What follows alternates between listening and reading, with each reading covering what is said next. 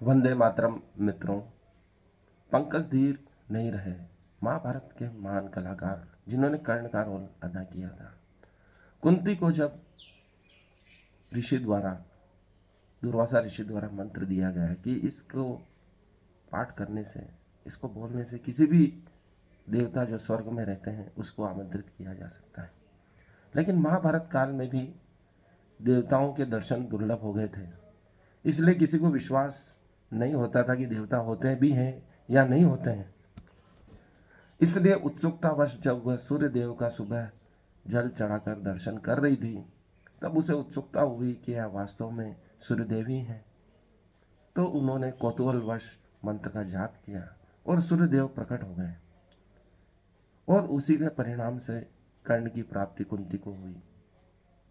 दोस्तों, आज भी देवताओं और महाभारत या रामायण के कलाकारों को या पात्रों को हम देख नहीं सकते हैं, लेकिन जो रचनाएं इस काल में हुई 1980 के दशक में, रामायण हो महाभारत हो, उसके पात्र हमें जीवंत लगते हैं। हमें लगता है कि ये वही पात्र हैं जिनका वर्णन इन महान कथाओं में, इतिहास में किया गया है, और उन पात्रों का जीवन भी उन कथाओं के अनुसार ही ढल गया।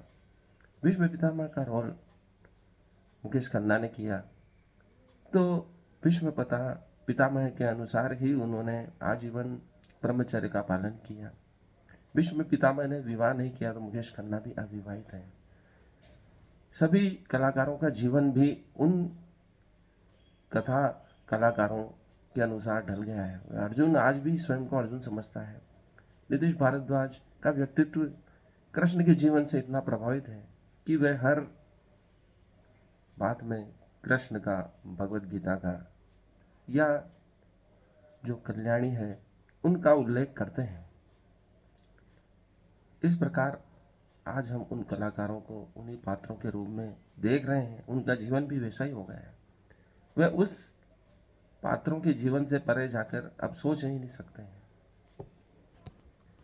नीतीश भारद्वाज कहते हैं कि जब कर्ण ने, अर्थात पुनीत ईश्वर पंकज धीर ने कर्ण का रोल किया, तो उन्होंने महाभारत नहीं पढ़ी थी। उन्हें मृत्युंजय नामक ग्रंथ का पाठ किया था, जो कर्ण के व्यू से लिखा गया था, कर्ण के परिप्रेक्ष्य से लिखा गया था। तो वे नीतीश भारद्वाज को कहते हैं कि इस महाभारत सीरियल में वे बातें तो आ ही नहीं रही है जो महाभारत में आ रही है, वे प्रसंग नहीं आ रहे हैं जो मृत्युंजय में लिखे गए, क्योंकि वह कर्ण के परिप्रेक्ष्य से लिखे गए थे। पुनीत ईश्वर ने, जिन्होंने दुर्योधन का रोल किया था, उन्होंने जय द्रथ पद पूरा पढ़ा हुआ था। सभी कलाकारों ने अपने अपने हिसाब से महाभारत के बारे में पढ़ा और उसके अनुसार रोल किया और उन्हें जीवंत कर दिया। गजेंद्र चौहान, जिन्होंने युधिष्ठिर का रोल किया था, जब पहली बार पंकज धीर को देखा तो लगा इतना हैंडसम लड़का है कि हम सबकी छुट्टी कर देगा, लेकिन उन्होंने अपने व्यवहार से पूरे महाभारत परिवार का दिल जीत लिया और वे हमेशा मजाक करते थे, हंसी खुशी के साथ बातचीत करते थे। दोस्तों, कुछ चीज़ें ऐसी होती है जो हमारे इतिहास से जुड़ी हुई होती है और आजीवन हमको याद रहती है। रामायण महाभारत सीरियल भी कुछ ऐसे ही है। उनके पात्र हमेशा जीवंत रहेंगे। वे चले जाएंगे, लेकिन यह पृथ्वी रहेगी जब तक उनकी याद बनी रहेगी, उनका वर्णन किया जाएगा, उनको देखा जाएगा और उनसे सीख ली जाएगी। कुछ चीज़ें परमात्मा की योजना के अनुसार ही होती है। रामायण महाभारत में जिन कलाकारों, लेखकों का जमावड़ा हुआ, चाहे वस्त्र विन्यास हो, महल के सीन हो, वास्तु हो, हर चीज़ में परफेक्ट लोगों का चयन किया गया। उन लोगों का चयन किया गया है जिन्होंने पहले फिल्में बनाई, इतने अभ्यस्त हो गए कि उसके बाद रामायण महाभारत बनाना संभव हुआ। उसमें दिखाई गई हर चीज़ उस काल की लगती है, वह युग का दर्शन कराती है। जैसा हम किताबों में पढ़ते हैं, इतिहास में पढ़ते हैं, हमारे धार्मिक ग्रंथों का हम वाचन करते हैं, तो हमें ऐसा नहीं लगता है कि वह उससे परे जाकर कुछ दिखा रहा है। वह जो भी दिखा रहा है वास्तविक है और ये उस समय घट रहा था, तभी शूट हो गया था, ऐसा हमें प्रतीत होता है। कार्य के प्रति समर्पण उनका हमें उन सीरियल में दिखता है, उन कलाकारों का दिखता है। वे हमेशा याद रहेंगे, वे अजर अमर हो गए हैं।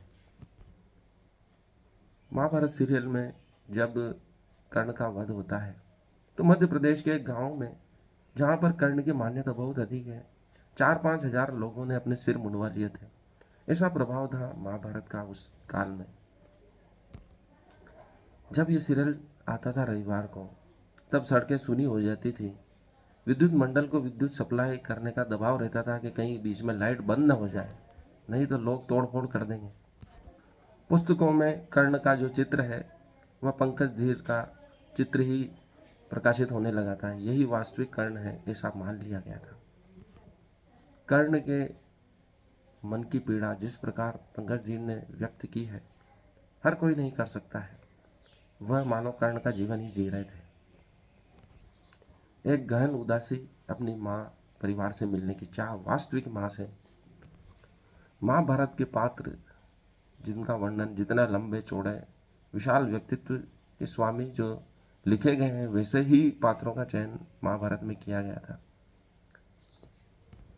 उनकी बनावट से ऐसा लगता नहीं कि ये इस युग के पुरुष हैं, ये वास्तविक महाभारत कालखंड के ही पात्र हैं, ऐसा महाभारत में हमको लगता है। जो संवाद लिखे गए हैं वह इस कालखंड के हैं ही नहीं। एक एक संवाद हमारे हृदय को झकझोर देते हैं, हमारे रोंगटे खड़े कर देते हैं। ऐसे लिखे गए हैं जिनको याद जीवन भर किया जाएगा। उनको याद करना ही कठिन है। जैसे वे लिखे गए उनको वापस वैसा बोलना भी बहुत कठिन है। इसलिए कुछ महान रचनाएं हो जाती है, उसके बाद वैसे प्रयास किए जाने पर भी वह घटनाएं घटित नहीं होती हैं। इसी से ऐसा लगता है कि कोई दिव्य शक्ति है जो ये सब काम करवा रही है, और जब उसको करवाना होता है तो वह कार्य करवा लेती है और वह अजर अमर हो जाती है। फिर ठीक वैसी की वैसी रचना बनना संभव नहीं होता है। देवी कृपा हो, भाग्य साथ दे, सभी चीज़ों का संतुलन हो, वैसे लोग वापस मिलें तो वैसी रचनाएं प्रकट होती है।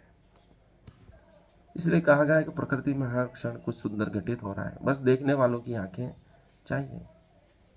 तो हमें वापस उस चमत्कार भरी निगाह रखकर आश्चर्य का इंतजार करना चाहिए कि प्रकृति हमें क्या नित नया दे रही है। धन्यवाद। आज के लिए इतना ही। इस वीडियो को लाइक करें, चैनल को सब्सक्राइब करें।